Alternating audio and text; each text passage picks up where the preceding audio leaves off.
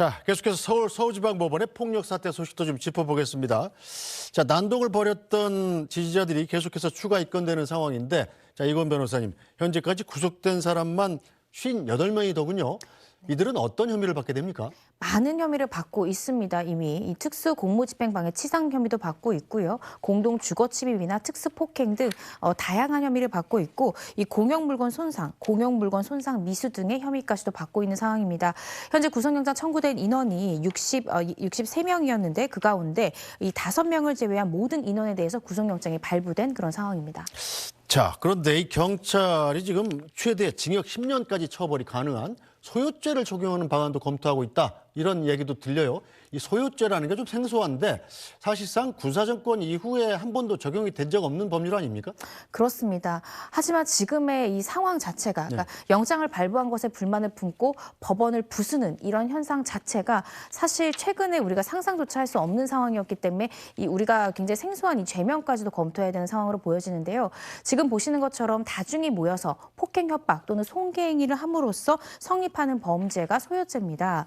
그런데 많은 분들 보셨겠지만 7층 판사실의 위치까지도 정확히 알았고요. 네. 또 여러 사람이 함께 판사 집무실까지 갔고 또 판사실 안에 있는 집기도 부쉈습니다.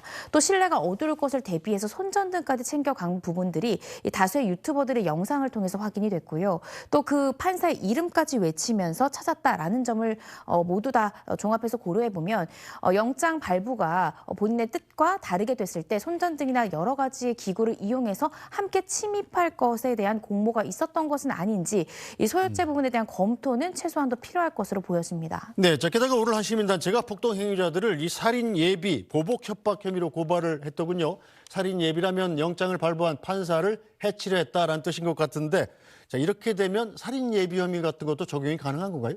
만약에 구체적으로 그 해당 당사자, 이 피의자들이 우리는 차은경 판사가 있었다면 살해할 생각까지도 가지고 있었다라고 자백 진술을 한다면 당연히 살인 예비죄가 성립을 할 것으로 보여집니다.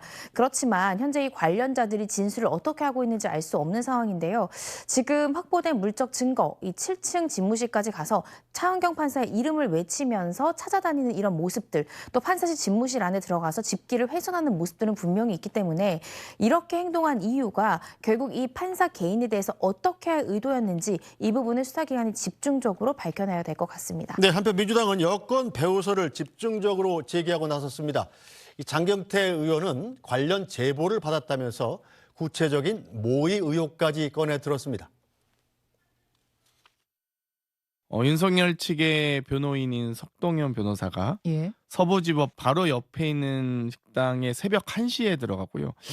함께 동석했던 사람들 중에 난입했다라는 제보가 있었습니다. 그래서 만약 그 석동현 변호사와 주변인들이 폭동을 선동했다면 저는 뭐 충분히 배우설이 성립할 수 있다고 보고요.